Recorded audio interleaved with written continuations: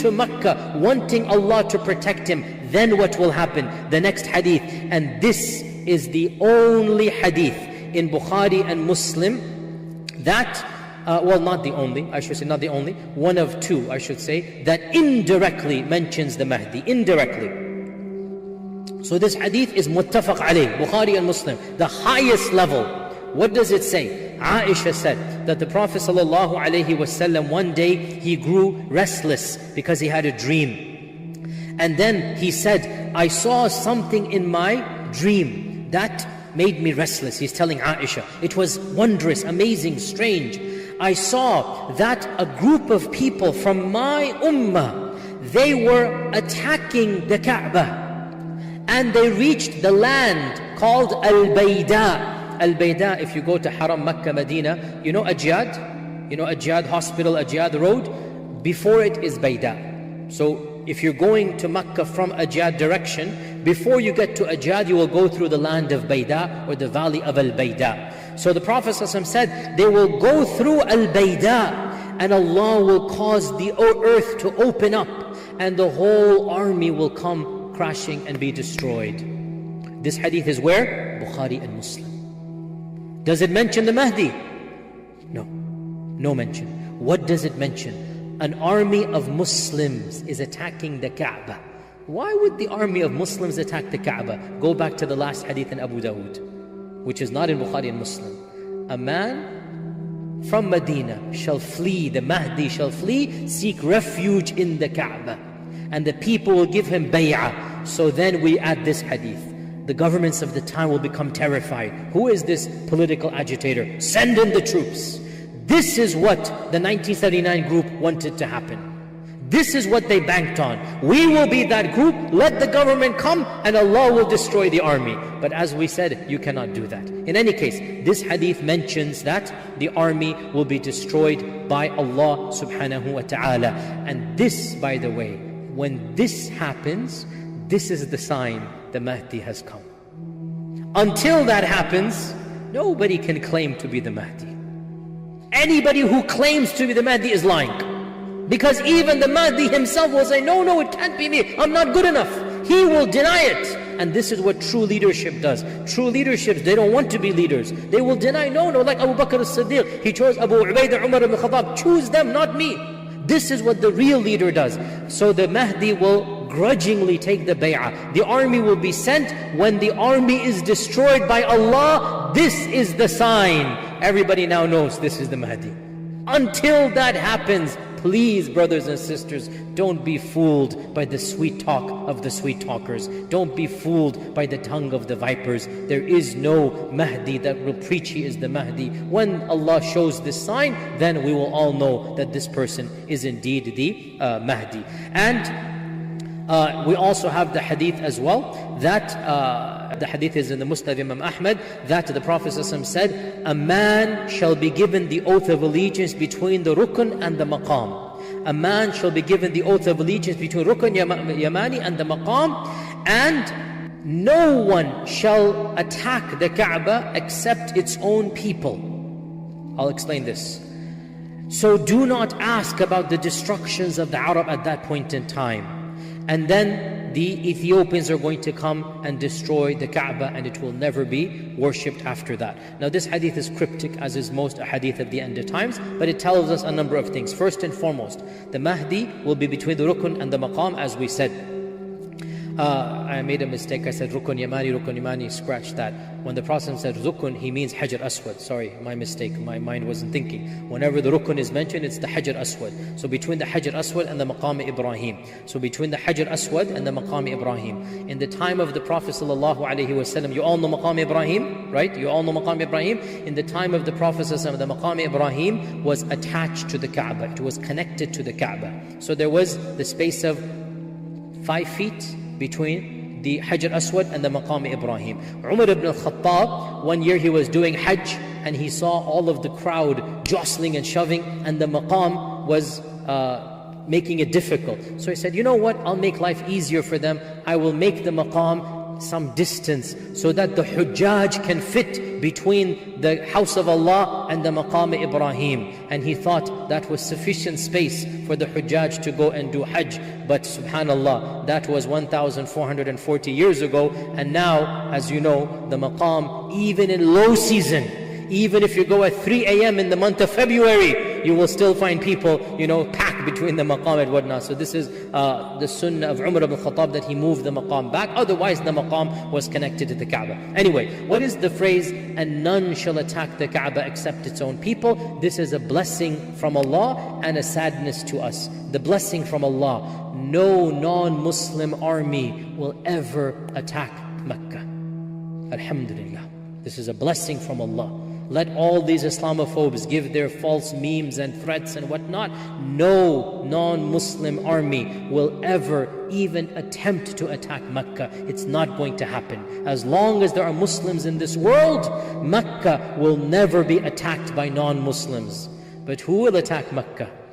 وَلَنْ يَسْتَحِلَّ الْبَيْتَ إِلَّا أَهْلُهُ. Its own Ahl will attack Mecca. And in Islamic history, there are a number of dynasties, including the current dynasty that is there. They had to physically attack and remove the Sharif family, whose great-great-great-grandson is now the Jordan site. His great-great-great-grandfather was attacked by the great-grandfather of the current king over here. And Mecca was attacked to get rid of one dynasty. It wasn't the only time. It will not be the last time as well. In the course of Islamic history, Mecca was attacked dozens of times by Muslims for politics, for political dynasties, and including mini attacks like these ones by the fanatical groups as well, and including actual wars between dynasties for the sake of kingdoms. So the Prophet ﷺ predicted, no one shall attack Mecca except its own people. And this is sadness for us, but at least some comfort that externally Allah will protect the Kaaba. Until there are no Muslims left in the earth. When there are no Muslims left, then what's going to happen? There shall be an army from Habesh. We'll talk about that inshallah in our Wednesday lectures. There shall be an army from Ethiopia that will come and destroy the Kaaba when there are no more Muslims. This is towards the end of times, before the actual trumpet is blown, and that is towards the end of times after the Muslims have disappeared from earth. Of the characteristics of the Mahdi as well, that are mentioned in the authentic hadith, is that he shall be the leader of the entire Muslim ummah. And this is an amazing phenomenon, the likes of which we have not seen since the times of early Islam. Since the times of early Islam, our ummah has been disunited politically since the times of really, even in Ali radiallahu anhu's time, the ummah divided up into two, as we know, and the wars took place. And since that point in time, even the khulafa, at one point in time we had 3 khulafa ruling, one of them in Cairo, one of them in Baghdad, and one of them in Andalus, in Qurtuba. We had 3 khulafa, each one saying, I am Khalifatullah fil ard. And throughout Islamic history, we've had many dynasties who were acting as if they were khulafa, even if they didn't call themselves khulafa. The ummah has never been united politically since the time of the khulafa ar-Rashidun, but there shall come one time when it will be united again, and that will be when? It will be under the time of the Mahdi, and that point in time will be of the greatest periods known to Islamic history. Our Prophet ﷺ praised the Mahdi in a number of hadith, and he said, and this is one of those hadith that is in Sahih Muslim, so it is an authentic hadith, but the word Mahdi is not mentioned. The Prophet ﷺ said, towards the end of times there shall be a Khalifa who shall give money to the poor and he won't even count it. He's praising, it's going to be generous. And another hadith, that towards the end of times there shall be the Imam shall be from amongst you, imamukum minkum. Sorry, let me rephrase that, sorry, not towards the end of time. The hadith begins, essentially it translates as, can you imagine? But the wording is, how will you be? But when the Prophet said, how will you be? What it means in English is, can you imagine? Can you imagine that time? Can you imagine a time when Isa ibn Maryam will come down from the heavens? This hadith is Sahih Muslim. And your Imam is from amongst you. وَإِمَامُكُم مِّنْكُمْ. And Isa will come down at Fajr time, and he will be asked by the Imam, come lead Salah. And Isa will say, no, the Iqamah was called for you. So he will be led by one of you تَكْرِمَةً لِهَذِهِ الْأُمَّةِ, as an honor to this ummah. This hadith is in Sahih Muslim. It is authentic. Does it mention the word Mahdi? No. What does it mention? وَإِمَامُكُم مِّنْكُمْ. This is one of the most authentic ahadith about the concept of the Mahdi. Who will have the honor that Isa will come down and he is the Imam? Who will have the honor that Isa will pray behind somebody from our ummah? That's what the Prophet said. He will be from our ummah and Isa will pray behind him. Who is that person? He is none other than the Mahdi. So the concept of the Mahdi is found in Bukhari and Muslim without the term Mahdi. But the term Mahdi is found in every single other book. In another hadith, also in Abu Dawud and Muslim Imam Ahmad, we learned that the Mahdi shall rule for 7 years.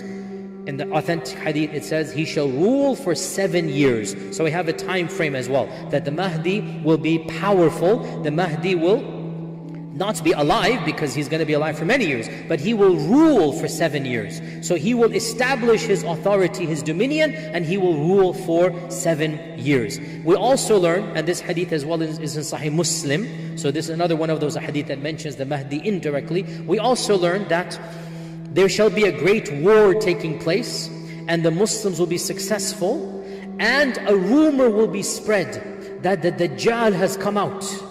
So their Imam will take the army to try to find Dajjal, but it will be found that the rumor is not true. When they have found the rumor is not true, lo and behold, Dajjal will come at that point in time. So we learn from this, again the word Mahdi doesn't come. We learn from this, when will the Mahdi come? Before Dajjal. If you attended on Wednesday, my lecture series I'm giving, I said the Mahdi is the last of the minor signs that links to the major signs. Now you understand why. The Mahdi is the last of the minor signs that links to the major signs. In the time of the Mahdi, Dajjal will come. The Muslims will attempt to fight Dajjal back and forth. Will they be successful? No. No one can kill the Dajjal, not even the Mahdi. Who can kill the Dajjal? Only one, and that is Isa ibn Maryam. But what will the Mahdi do? The Mahdi will provide peace and stability for the people with him. Those that are with the Mahdi, some protection will be given. Some safety will be there. And they will be running and fighting in various places. Many will die shaheed, but the group will still be there. Until, the hadith mentions in Sahih Muslim, this one, this army will be in Damascus, in Damascus. And they will be praying in the Umayyad mosque. The hadith doesn't say Umayyad mosque, the hadith says عند المنارس البيضاء, with the white minaret. And pretty much by unanimous consensus, the white minaret is the minaret that was built, one of the earliest masjids that is still standing today and being used today, is the Umayyad mosque, built by Abdul Malik ibn Marwan, 1,350 years old, the same structure, continuous masjid. And he built it with a beautiful white minaret, perhaps not even knowing the hadith. And the hadith mentions that the Muslims will pray in Damascus in front of the white minaret. And as the iqamah is given for Salat al-Fajr, lo and behold, they will see Isa coming down, holding on to 2 angels. And he will come down, they will pause Fajr until he comes down. You don't have to ask identity when somebody comes from the heavens, okay? It's pretty obvious who that person is going to be. You don't have to wonder, already the Dajjal has come, already things have happened, they're waiting for him to come. They're literally waiting, when is Isa gonna come? So they're there in Damascus waiting. When he comes, they know exactly who it is. So as soon as he comes down, the Imam, hadith doesn't say Mahdi, the Imam, your Imam, will offer him the salah, and he will say, no, the iqamah was given for you, you go ahead and lead. And then after this, there is no mention of the Mahdi whatsoever. This is the final mention. Why? Because obviously with the coming of Isa, the Mahdi is eclipsed now. The job of the Mahdi is done. Does he live longer? Does he die right after this? Is he alive to see Dajjal killed? Not a single peep in the hadith. Nothing. Goes silent. We don't know. Nobody can say anything. He might be alive till the end of times. He might die a natural death right after Fajr. We don't know. His role is gone. His job has been done. What was his job? For those 7 years, to bring stability and izzah at a time of great tyranny. The world is having global issues. The Muslim Ummah is on the decline, and the Mahdi will come and cheer people up and make people realize there is hope, there is khair. Those who stick with him, they will be united with the Ummah, and there shall be peace where he is until the Dajjal comes. When the Dajjal comes, the Mahdi will just do whatever he can, waiting for Isa to come, and then Isa alayhi salam will come and take over.